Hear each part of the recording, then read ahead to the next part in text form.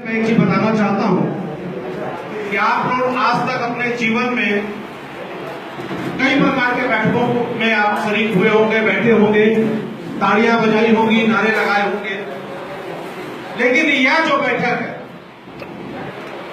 इस बैठक में आपको शामिल होकर के जो एक आत्मसम्मान मिलेगा, इस बैठक में आपको शामिल होकर के जो आपको गौरव की अनुभूति होगी, 23 मार्च को जो कार्यक्रम है उसमें शामिल होकर आपके अंदर का जो आत्मसम्मान जागेगा, जिस मिट्टी में हमें दफन हो जाना है, जिस मिट्टी से हमने जन्म लिया, उस भारत माता के जय जयकार करने का जो अवसर, एक ऐसा आयोजन नमन के द्वारा पिछले वर्ष हमने प्रारंभ किया। उस कार्यक्रम का नाम था शहीद सम्मान यात्रा। आप कल्पना करिए, अगर आपके ऊपर कोई विषय आज आ जाए कि आपको भारत माता के लिए, देश के लिए खड़े होकर के अपने छातियों में गोलियां खानी है, क्या आपको एक बड़े किसी एक खूंखार अंग्रेज पदाधिकारी को जाके गोली मारना है, या आपको फांसी के तख्ते पर चढ़ना है, या आपको तोप के गोले के आगे बांध करके उड़ा दिया जाएगा, या आपको जीवन भर काला पानी की सजा रहेगी, आपको अपने परिवार से नहीं मिलने दिया जाएगा, आपको अपने बच्चों से नहीं मिलने दिया जाएगा, आपको अपनी पत्नी से नहीं मिलने दिया जाएगा, माँ बाप के चेहरे पे जीवन भर के लिए आपके बिछोड़ने की जो एक उदासी रहेगी, उसको सहन करने की शक्ति क्या आज हमारे आज के नौजवानों में है? मुझ में भी नहीं है, शायद हम सब ने पहले में कभी। वैसे वीर शहीद जो जानते थे अंग्रेजों की जुर्म को, सुबह उठते थे, रात को घर में सोएंगे कि नहीं सोएंगे, किसकी हत्या कर दी जाएगी, कहां नरसंहार हो जाएगा, हजारों लोगों को गोलियों से छन्नी कर दिया जाएगा, इसकी कल्पना तब के नौजवान करते थे और उनके अंदर में जज्बात थे।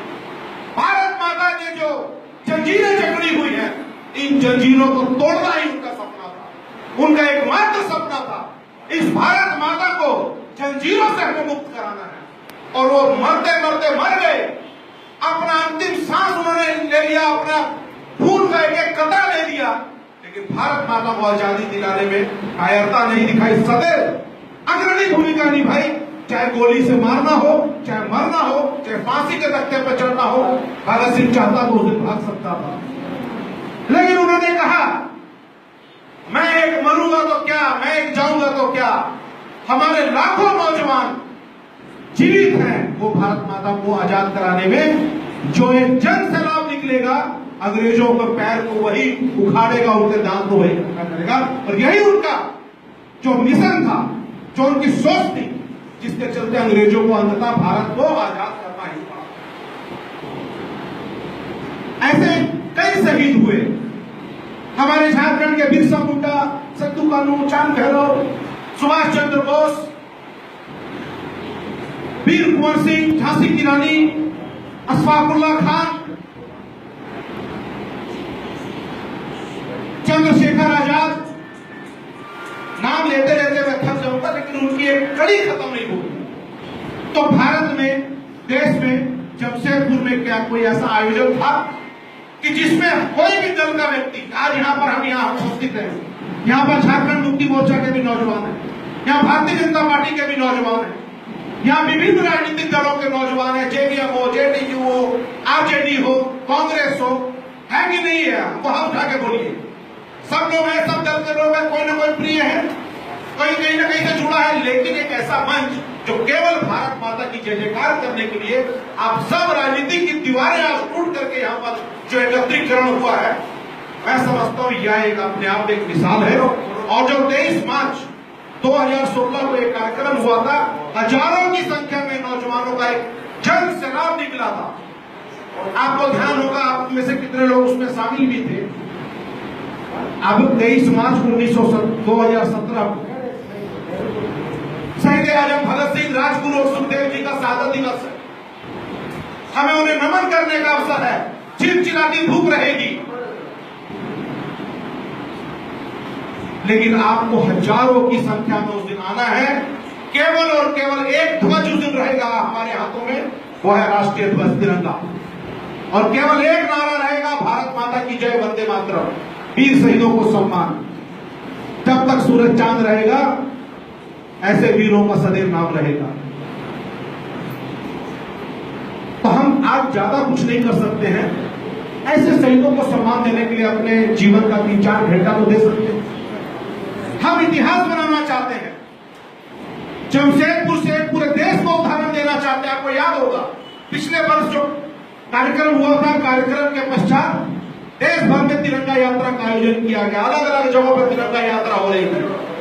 लेकिन सबसे पहले तिरंगा यात्रा अगर किसी ने निकाला था तो नमन शहीदों के सपनों के संस्था के द्वारा एग्रीको मैदान में तिरंगा यात्रा का आयोजन किया गया था पिछले वर्ष। हजारों की संख्या में नौजवान थे, चिलचिलाती धूप थी, आधा रास्ता पैदल भी चले थे, लेकिन एक उत्साह जो नौजवानों ने एक सहयोग किया, एक उत्साह दिया, एक हमें मोरल दिया, ताकत दी कि नहीं, हमें यह कार्यक्रम को हर वर्ष। और जब कार्यक्रम का समापन के बाद हम आ गए, मंच का कार्यक्रम था, तो हमने यह ऐलान किया था कि यह कार्यक्रम आज 1 साल के लिए नहीं होगा, ये हमेशा जीवन भर के 23 मार्च को हर साल हम इस प्रकार का आयोजन करना चाहते हैं। और नमन की संस्था के जितने भी हमारे पदाधिकारियों ने इसको कहा कि नहीं, इसे करना चाहिए, ताकि मैंने स्टार्टिंग में एक बात कही, पहला अवसर है होगा जमशेदपुर लोह नगरी का, जब विभिन्न धार्मिक आयोजनों में हम शामिल होते हैं, विभिन्न राजनीतिक अवसरों में हम शामिल होते हैं, विभिन्न पार्टी का नारा का जय जयकार करते हैं, अपने अपने देवी देवताओं का जय जयकार करते हैं, चाहे गुरु पर्व के माध्यम से हो, चाहे दुर्गा विसर्जन के माध्यम से हो, चाहे रामनवमी के माध्यम से हो, चाहे अन्य माध्यम से हो, हम जाते हैं, चाहे BJP, RJD, Congress, JDU, JMM के कार्यक्रम में हम जाते हैं, नेताओं के नारे लगाते हैं। लेकिन यह पहला अवसर होगा मित्रों, जब हम देशभक्ति का और देश भावना से प्रेरित एक कार्यक्रम में शरीक होंगे। मैं आप सबको यह प्रार्थना करने के लिए आया हूं, आज के इस अवसर पर निवेदन करने के लिए आया हूं, अनुरोध करने के लिए आया हूं। और मुझे मालूम है यहां पर एक एक बैठा व्यक्ति, एक एक नौजवान